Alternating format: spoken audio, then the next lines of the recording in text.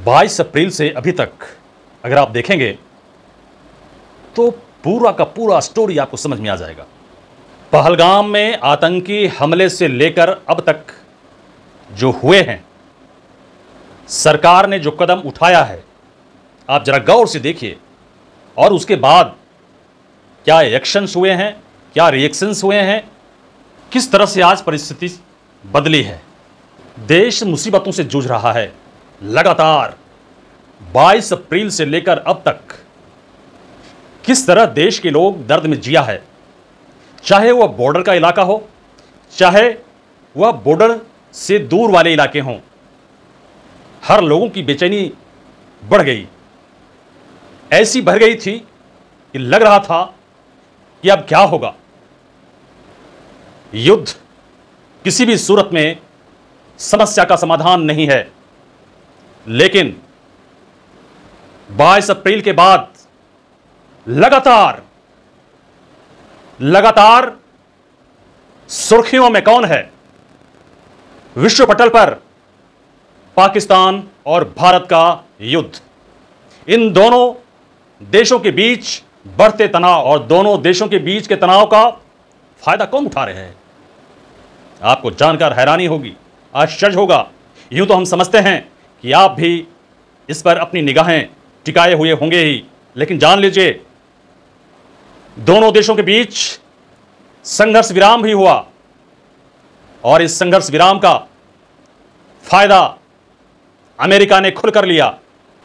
America कभी पीछे नहीं हटा, लगातार कहते आ रहा है कि हमने भारत और पाकिस्तान के बीच जंग रुकवा दिया है। यह कह करके, यह धमकी दे करके कि हां, अगर जंग नहीं रुकेगा, जंग नहीं रोकोगे, सीज फायर नहीं करोगे, तो हम तुम्हारे साथ ट्रेड नहीं करेंगे, यानी व्यापार नहीं करेंगे।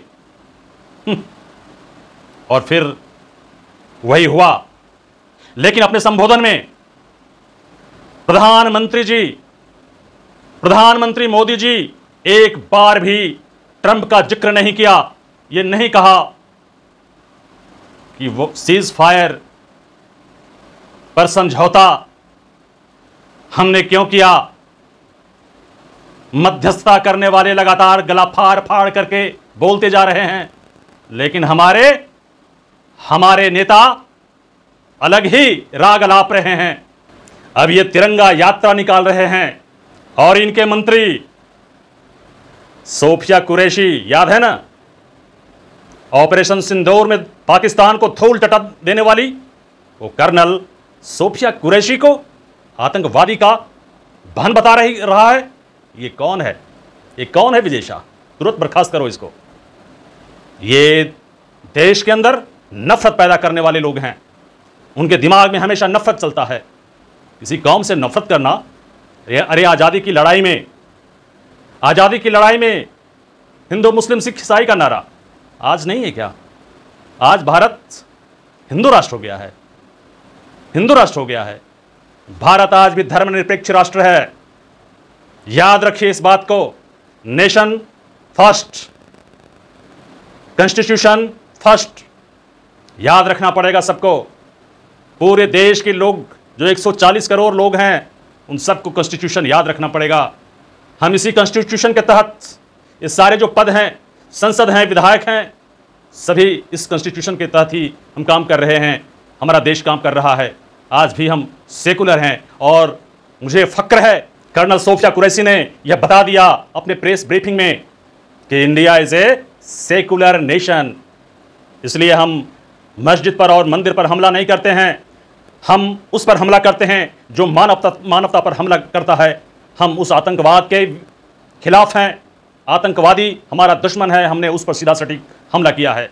और इसी तरह अमेरिकी प्रेसिडेंट डोनाल्ड ट्रंप ने गला फाड़ फाड़ कर कहा, आज भी कहते ही आ रहे हैं कि भारत और पाकिस्तान के बीच सीज फायर हमने करवाया है, हमने मध्यस्थता की है। उन्हें धमका करके कि अगर तुम लोग सीज फायर नहीं करोगे तो हम व्यापार नहीं करेंगे। और मोदी जी भारत के प्रधानमंत्री नरेंद्र मोदी जी गला फाड़ फाड़ करके नहीं, गला भींच भींच करके कह रहे हैं कि हमने सीज फायर इसलिए किया क्योंकि पाकिस्तानी डीजीएमओ हमें, हमारे डीजीएमओ को फोन करके कहा और हम लोगों की समझदारी बनी, हमने सीज फायर किया। मोदी जी झूठ मत बोलिए, या तो आप झूठ हैं या तो अमेरिकी प्रेसिडेंट डोनाल्ड ट्रंप झूठ है या नहीं? या तो पूरा विश्व और भारत के 140 करोड़ लोग भी देख रहे हैं, सुन रहे हैं। आपने एक बार भी अपने संबोधन में जिक्र नहीं किया कि हम अमेरिकी प्रेसिडेंट ने जो कहा उससे ताल्लुक नहीं रखते हैं, उसे हम खारिज करते हैं, ऐसा आपने नहीं कहा। इसका मतलब है कि हमारी संप्रभुता, हमारे देश की संप्रभुता खतरे में है और यह पूरे 140 करोड़ लोग बर्दाश्त नहीं करेगा। आने वाले दिनों में हमारा देश, हमारे देश के लोग इस बात को तय करेंगे कि हमारी देश की एकता, अखंडता और संप्रभुता कायम रहे। जय हिंद, जय भारत, जय भारतीय सेना।